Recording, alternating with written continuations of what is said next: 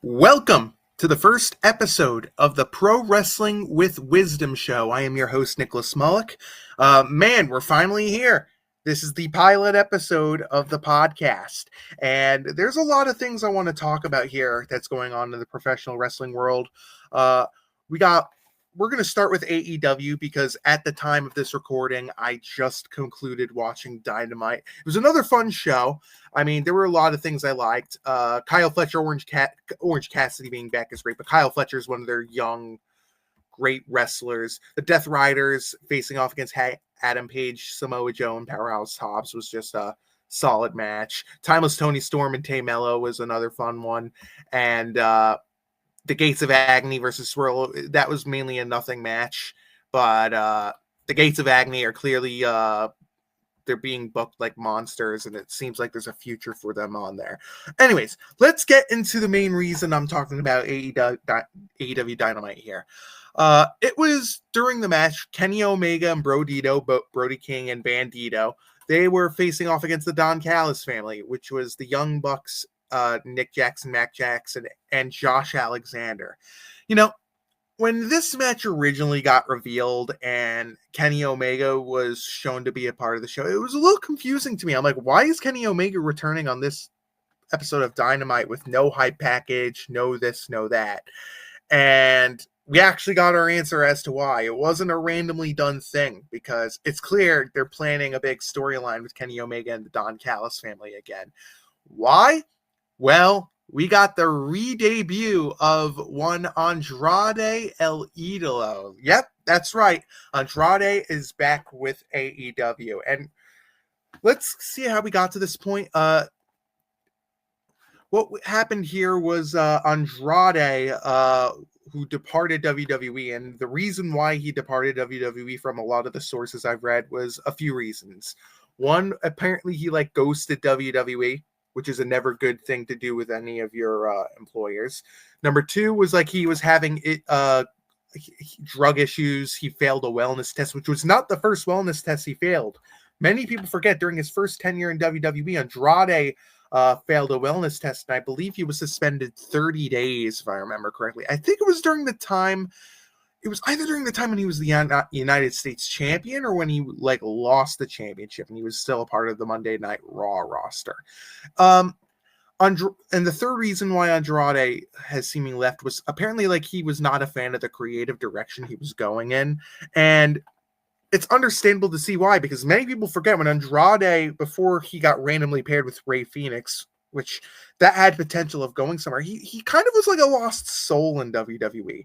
I mean, honestly, when he returned in his second tenure, I could not remember a single thing he did there except for the Rey Fenix tag team. And of course, the match of 7 series between him and Carmelo Hayes, which was really fun matches, but never really went anywhere for either side, to be honest with you.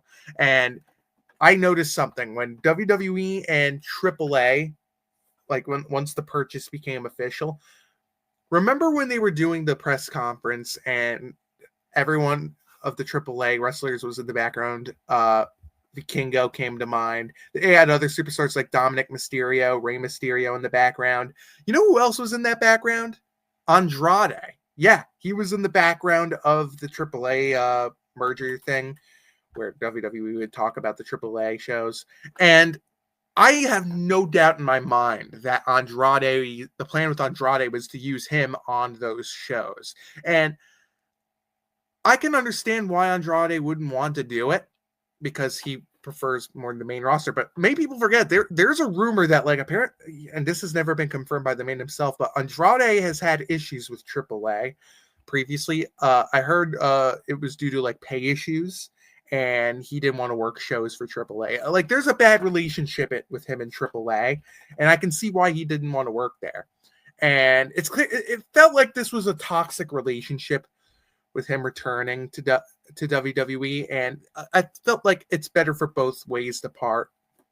And when he left WWE, I did not know where he would go. I thought he would be more of a CMLL or New Japan guy, but he is back in AEW, and in the match with Kenny Omega and Brodito against the Young Bucks and Josh Alexander. It was a really, really good, fun match. I mean, I wish Josh Alexander was used a little better in AEW, but I just felt like, you know, the one-winged eagle for Omega, it was really, really good.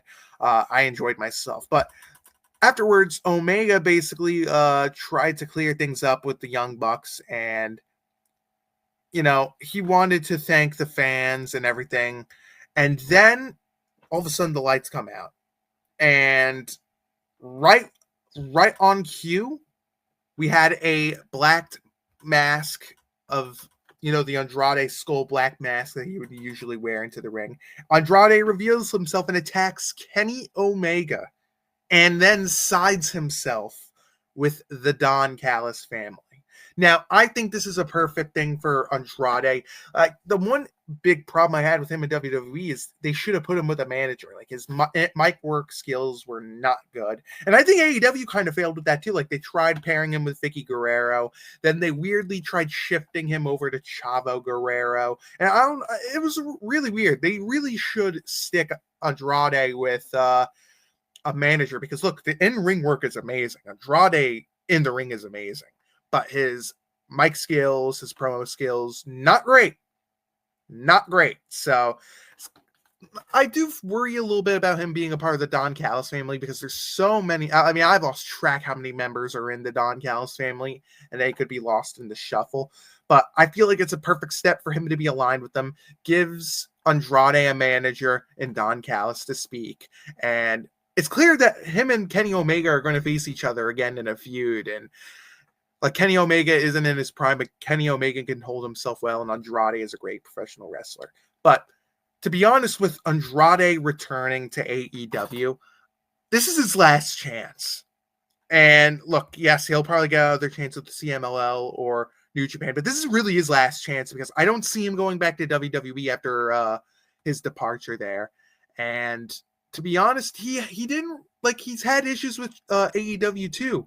Many people forget before he departed, even though Tony Khan wished him well. I think it was Tony Khan himself during one of the calls he usually gives, where he basically says that, oh, Andrade's contract is expiring, and I would love to work with him one day if he so chooses. So it's clear that, like, him and Tony Khan didn't have a agreeing with each other. But to be honest with you, Andrade has had heat backstage with a lot of names in AEW. The one guy is Sammy Guevara. I remember they both had like a backstage incident or a backstage fight with each other, and it didn't end too great for either side. And to be honest, Sammy Guevara is mainly on Ring of Honor shows nowadays. Sammy Guevara has really fallen off with his fights and being a little difficult to work. And I hate that, because I love Sammy Guevara, but he's kind of really fallen off as like a pillar. Him and Jack Perry, and I love Jack Perry, but it's clear those two aren't the pillars of AEW anymore. But going back to Andrade, it's clear that there was an issue there. He clearly burned it. Something happened with WWE that was a mess.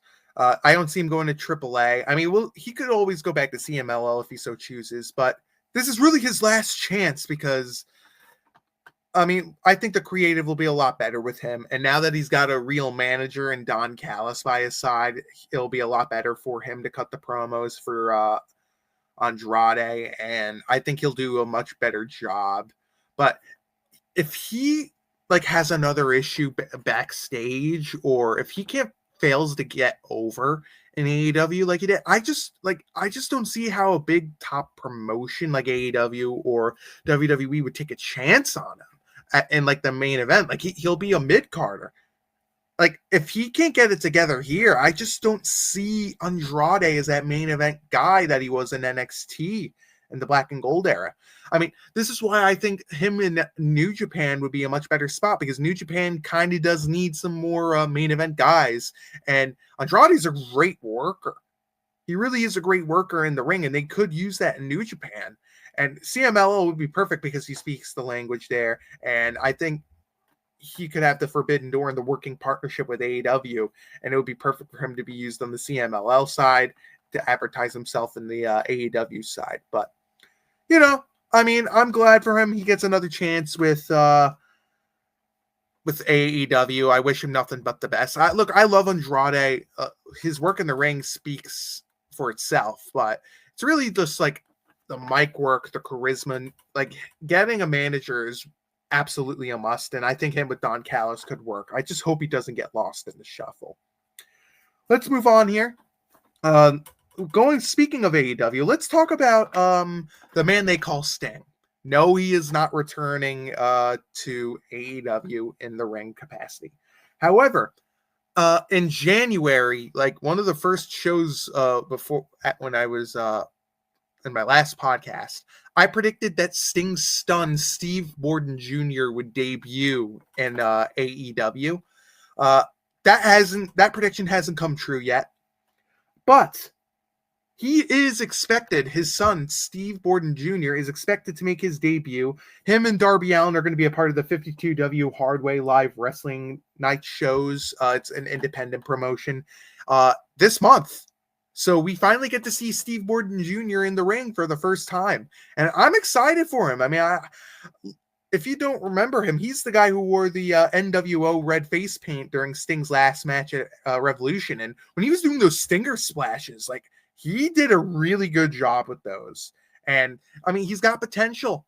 He really does. And for those asking, like, for him doing the independent shows, I think he's going to be locked into an AEW contract. I could absolutely see him being on AEW television, or if not Ring of Honor television, but he's got a ton of potential. And with all the training going on there, I'm actually excited to see what he does in his first match. I mean, I think if you have Darby Allin and Steve Borden Jr. together in a tag team match, that would be really fun. But yeah, I'm super excited for him. I mean, Sting will never be a part of the ring, but the fact that like his legacy will live on with his son as well, who's getting a chance in AEW, that's awesome. That is really awesome. Good for him. And I wish him nothing but the best. And we'll see what happens here. Let's talk a little bit of some WWE news. It's been confirmed that John Cena's final match will be taking place December 13th, 2025. That's when Saturday Night's Main Event will take place, the final one for the year. It's going to be taking place in Washington, D.C. And to be honest with you, I really hope WWE does the right thing here with John Cena, because his retirement tour, his last year in WWE, has been an absolute mess. An absolute mess. I mean, the heel turn was great, but the heel run was a complete disaster. Thanks, Dwayne. Thank you very much for that. And I also want to give a quick shout out to this Travis Scott. I mean, WrestleMania 41 is going to go down as one of the worst endings ever. And it hasn't aged well at all. The fact that Travis Scott is out there and interfering and getting involved in the match and helping Cena win his, get the record. It's just a shame that all happened and his heel run ended. The only two things that I got to say that I liked from Cena's final year was the match with Cody Rhodes, which was at SummerSlam, which was fantastic. And I got to say, Logan Paul's another piece of work out of the ring. I actually liked that match with him and Logan Paul. I really did. I thought it was a fun time. And look, Logan Paul is really underrated in the ring. And Cena held his own in that match as well. And I'll talk about it more with WrestlePalooza. That match with Brock Lesnar was the absolute mess. What a way to waste one of Cena's last matches. And you got people out there saying, oh, it's not a waste. They'll go back to it again. Okay, then why is Cena facing AJ Styles at Crown Jewel in Perth? Which, thank God that is. It's because I don't want to see another match between Cena and Brock. I really don't. I mean, would it shock me if that's his final match opponent is against Brock Lesnar, just to tie up that little thing? I mean, no, it wouldn't surprise me. But I don't want to see Brock Lesnar versus John Cena again. I'm sorry. So, if Brock Lesnar can't be it, which I hope it's not, who do I hope is going to be Cena's final match at Saturday Night's Main Event? I actually got a few candidates here. Actually, I got three here. Number one, and this is one I hope happens the most, Dominic Mysterio And that's if he's holding the Intercontinental Championship, because I want Cena to hold the Intercontinental Championship at least one time during this final run so he could be a Grand Slam champion. And I think Dominic Mysterio versus John Cena would be such a perfect, and I mean perfect, way for Cena to go out winning as a champion, holding up the Intercontinental Championship belt. Then what you would do is retire the Intercontinental Championship belt and then have a tournament to where you would crown, the Intercontinental Championship. And to me, if you want to crown a new champion for the Intercontinental Championship, I would love for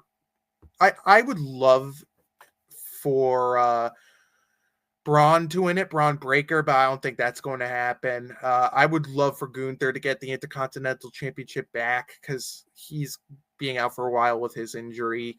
I think he had no surgery, if I last read that correctly. But here's another one I would love to see win the Intercontinental Championship, and I don't know if he will because he is over in AAA.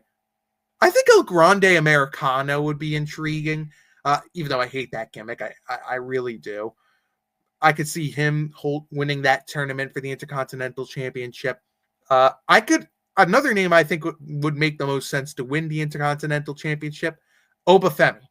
It's clear Obafemi is going to be called up to the main roster soon. I mean, he's not going to be a part of that NXT invasion. They're not even calling it the NXT TNA invasion show. It's so dumb the way they've been booking that NXT versus TNA show. It's not really an invasion to me. It really isn't. Obafemi would be perfect for that role.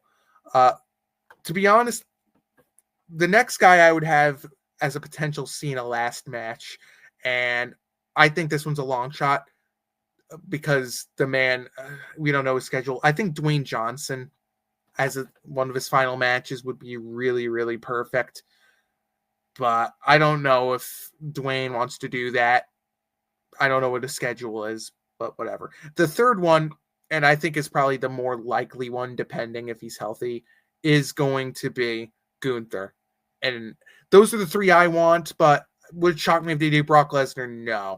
No. But yep, that's the update with John Cena's final match. I can't wait for his match against AJ Styles at Crown Jewel in Perth. Thank God, because it was an absolute mess, that match with WrestlePalooza. So here we go. Next up, let's talk about Monday Night Raw a little bit. Not the greatest show in the world. I didn't talk about my views on the last Raw, where Asuka officially betrayed Io Sky. Am I the only one that finds like she used too much mist on Rhea Ripley and Io Sky? I mean, they looked like the Smurfs. Like, it's insane how much like spray they got from the Asuka mist. It's really insane how much was used in that. Anyway, we had Rhea and Io Sky come together. I mean, Asuka and Kairi appeared. They're clearly. I would not be shocked if on Crown Jewel Perth we have Asuka and Kairi Sane versus Io Sky and Rhea Ripley, because it's clear Rhea's not going to be challenging for the Raw Women's Championship. So, and you can't have Crown Jewel Perth without Rhea Ripley. So I'm going to guess that the goal here would be to have her and Io face off against Asuka and Kairi Sane, where Kairi probably is going to take the pin here. I absolutely see the feud continuing though. And yes, before this happened, we had teasers where we had the Usos against the Vision again, and other things that were being advertised, but they, Rhea versus Io Sky I wanted to mention there. Another thing I want to mention as well with the Kabuki Warriors doing all that, it seems like Kairi is like kind of 50-50ing on it, doesn't want to betray, and does. But I don't know, it's intriguing with what they're going with here. And then we also had Dominic Mysterio versus Rusev for the Intercontinental Championship. I just don't care. Like, Rusev's return to me hasn't been the greatest at all. It's just not clicking. And his theme song is absolutely garbage. Get rid of it, please. And it seemed like Rusev was going to get the win, but it was clear that Dominic wasn't going to be losing this title on Raw. It was a very entertaining title win. It's just Dominic Mysterio cheating to win is great, but with Dom being a heel, and it's clear that Dominic and Rusev are both heels in this matchup. They have to be turning Dominic face soon. I mean, they really do. And it wouldn't shock me if Liv Morgan returns to help save him for when he eventually gets kicked out of the Judgment Day, because there was photos of Liv Morgan having Dominic's attire in her car. She was posting it on social media. So I think a face turn is coming for Dominic Mysterio.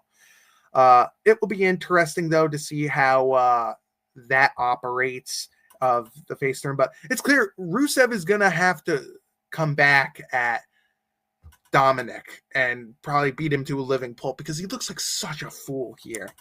He really does. Next, I want to also talk about, I mean, we did have a video package for Cody Rhodes and Seth Rollins, which will be a fun match between the two. We had a Bayley and Raquel Rodriguez match with Roxanne Perez. It's clear they're going all in with this Jekyll and Hyde story with Bayley. I mean, I'm not into it as much as others are, but we'll see. I mean, crazy things have happened with this gimmick, and it feels like they're all in on it. Lyra's got nothing to do since she can't challenge for the Women's Intercontinental Championship after they stupidly had her lose at SummerSlam. So, Raquel won the match. It was a solid match. Raquel's great. She really is. She's one of my favorite women's pro wrestlers in WWE right now. And she's gotten so much better. And you could tell she's taking Kevin Nash's advice of you got to be more of a powerhouse, et cetera, et cetera. And, after the match, Raquel and Perez attacked Bayley. Lyra came out, and Bayley hit a belly to belly. They did a really good job in this. And, again, like that, Bayley turned into Jekyll and Hyde. I mean, it'll be interesting to see what happens here. LA Knight versus Kofi Kingston. Who cares? Who cares? Like, the New Day have just not worked out as heels. And to be honest, it's just like ever since they turned heel on Big E during their 10-year ceremony, it's just gone downhill for them. I seriously do wonder, what if Odyssey Jones never got released? Because it's clear that Odyssey Jones was going to be a big part of the New Day, and probably they would have sided with Odyssey Jones in that reunion. But obviously, stuff happened. LA Knight won the match, by the way. I don't care. Another takeaway I had as well is the tag match that happened in the show between Bravo and Rayo, who are the two other El Grande Americanos was with El Grande Americano. And if I'm the guess, and let's be real, I 100% believe this, I think the people in the mask are Tyler Bate and Pete Dunne. That is my prediction. I think that those two are in the mask. And it's clear Ludwig Kaiser does a better job than Chad Gable did as El Grande Americano. Look, I'm not a fan of the gimmick. I think it's a little too offensive. But Kaiser's done a much better job with this gimmick. And whenever Chad Gable does return, I could see Kaiser facing off against Kaiser's Americano versus Gable's Americano, like a mask versus mask type match. But yeah, I mean, AJ Styles and Dragon Lee are they're a solid tag team, and them winning makes sense. I just feel like Dragon Lee's been hit or miss for me. I mean, he's being booked a little bit better, but it feels like ever since Phoenix and Penta arrived on the scene for them, it's just been downhill from there with Dragon Lee. And we also had Stephanie Vicaire on the show, talking with Tiffany Stratton, I guess, hyping that show. By the way, isn't Tiffany Stratton a SmackDown superstar? Why is she allowed to go on these shows? Can we just end the brand split? Like, I don't care. I don't. And at the end of the match, we also had the Tornado tag match between Braun Breaker and Bronson Reed versus the Usos. Again, we've seen this match way too many times, and Roman Reigns did return at the end of the show. And to be honest, look, Roman Reigns is great and all, but how many returns has this guy had? I mean, I get he's not working the full-time schedule, but when you return as many times as this guy's had, it's just like every more returns that he has, it's just I can't get excited for it. I can't. There's way too many returns. But the storyline is there. That's my look along for Raw. You know, it not a great show, but you know, it did its job and it's going for the future. Let's talk a little TNA news. I was out last week. I do want to cover this. Masha Slamovich, if you guys don't know, she was one of the top pro wrestlers for TNA. She was accused of domestic violence. Her partner Akira and another person who's close to them came out with numerous screenshots with everything Masha Slamovich was accused of doing for domestic stuff and mental abuse, emotional abuse, and I mean, I've read everything, all the allegations. It's terrifying. It really, really is terrifying. And with Masha, it comes at a worse time for her because her TNA contract's about to expire. So, and like her contract is almost up, and this could not have come at a worse time. And it's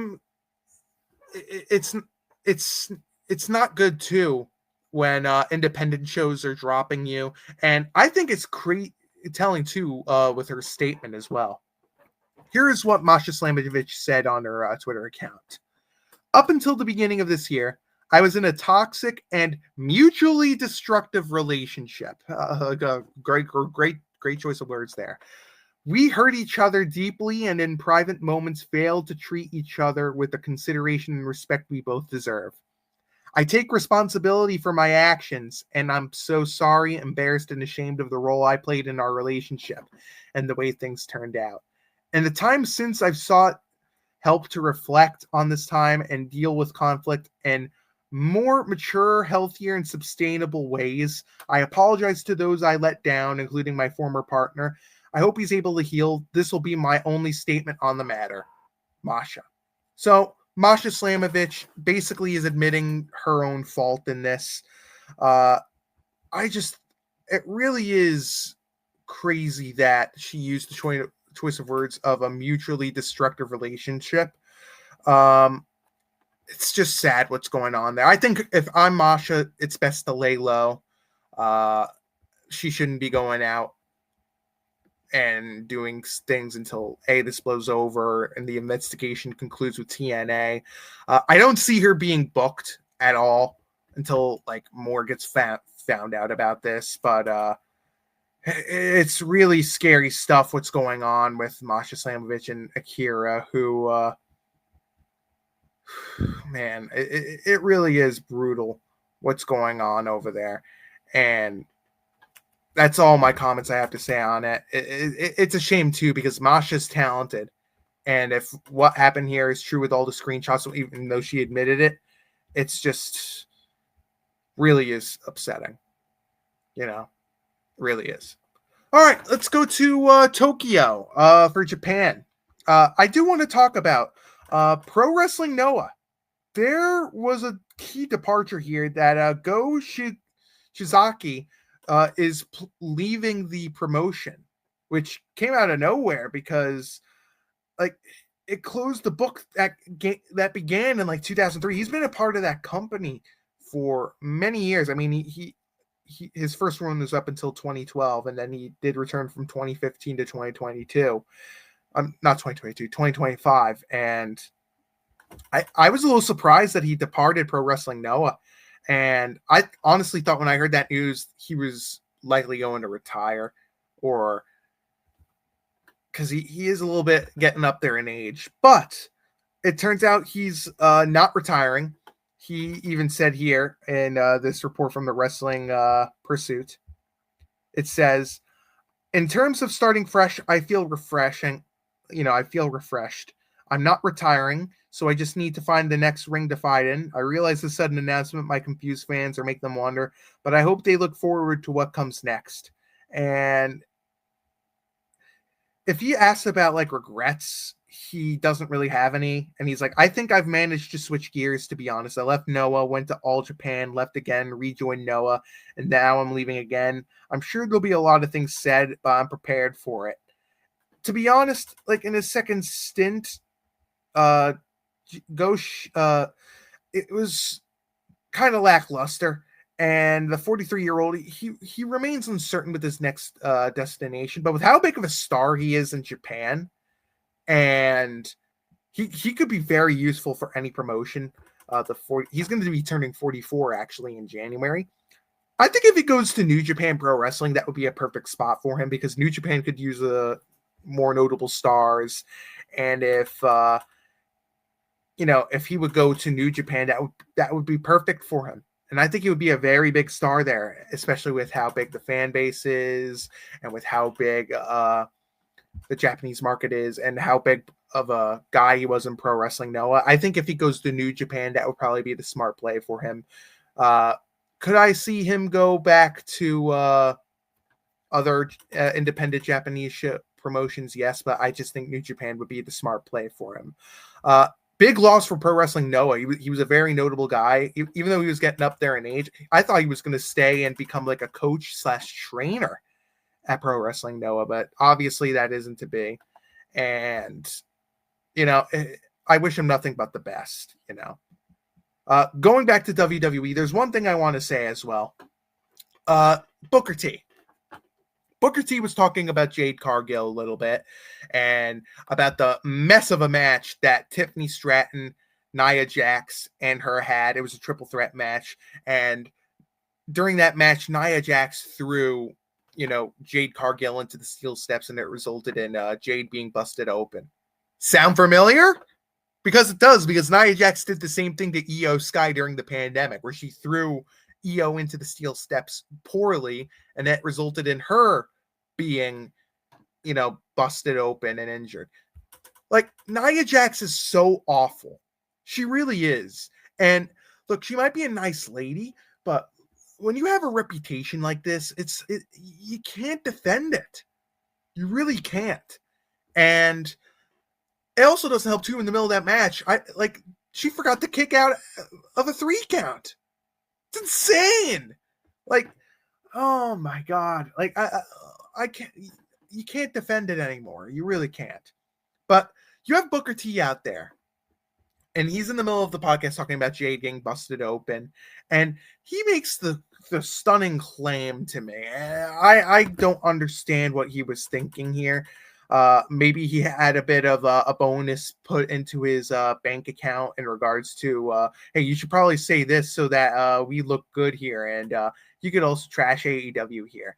Here's what happened. Booker T basically claimed that Jade Cargill is pretty fresh off her AEW run and didn't learn a single thing, didn't learn a whole lot there. And that's why she is the mess she is right now. Booker, it's been 2 years. It's been 2 years since Jade Cargill was in AEW. Enough of the excuses. Like, look, Jade Cargill, honestly, I like Jade Cargill. The problem is she hasn't really gotten any better in WWE. I mean, has she? I don't think she has.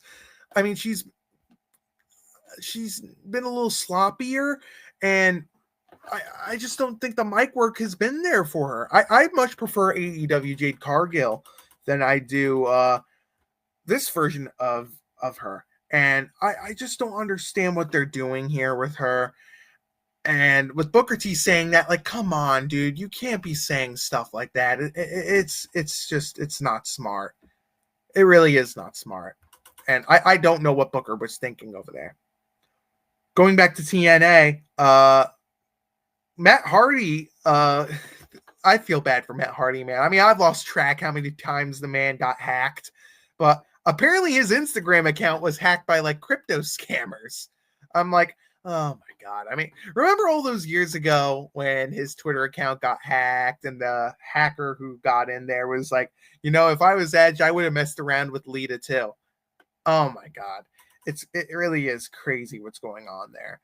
And with TNA, it's looking like that they're going to be having their joint show, and it's going to be like an invasion stuff, but it's going to be it's not really an invasion like we all thought it was going to be.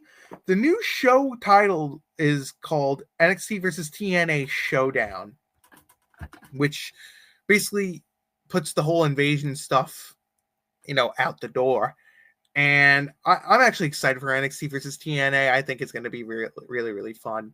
To me, I find it interesting that that Obafemi is absolutely going to be called up, and I think the name change has gotten so much controversy because there was all advertisement and everything for the invasion angle, and that's thrown out the window. The only confirmed matches so far.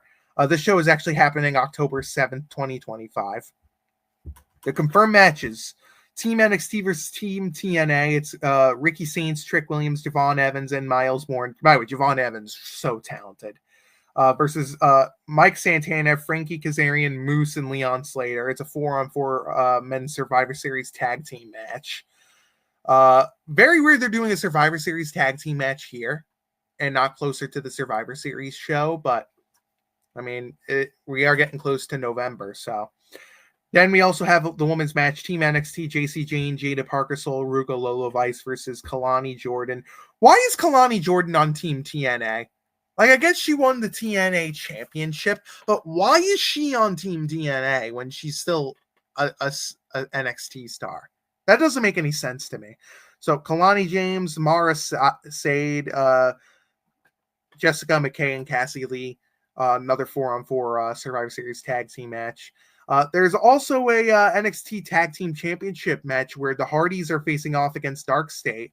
I think the Hardys are going to win that matchup because I think WWE trusts that the Hardys they'll throw them a bone and get TNA to have a championship that they stole from WWE NXT. And I do think Matt and Jeff are going to be WWE bound sooner rather than later. And then we also have the NXT North American Championship. Mustafa Ali finally gets his North American Championship opportunity because remember, when he was released, he was supposed to have a North American Championship match, but that all got canceled. It's going to be him versus Ethan Page. I am super excited about that. And I don't know what their plan is here for the invasion stuff, but oh boy, it's a mess. It's an absolute mess for sure. I do also want to conclude by saying one other thing. I want to thank everyone for taking time to watch the show. I am super excited to be continuing this show. It is going to be a 40-minute per episode show, unless like we get into the bigger shows. I'll go into an hour. To me, I think it's super, super exciting what's going on in AEW with the return of Andrade, WWE with John Cena's final match return, the NXT and TNA invasion. We'll see about that sad Masha Slamovich situation that's going on here. I just think that it's crazy. And speaking of crazy, and I'll say this one last story before we conclude. Matt Riddle no showing the charity event, and I don't buy his BS for him claiming that, oh, it was a last minute change, blah, blah, blah, blah. I don't believe you, Matt. I mean, he's going to go down as one of the classic examples of wasted potential ever in the professional wrestling business, because that man, he should be a world heavyweight champion in WWE right now, and he's got nobody to blame but himself for why his career faltered. And it got me thinking, what are the biggest wasted potential professional wrestlers in history?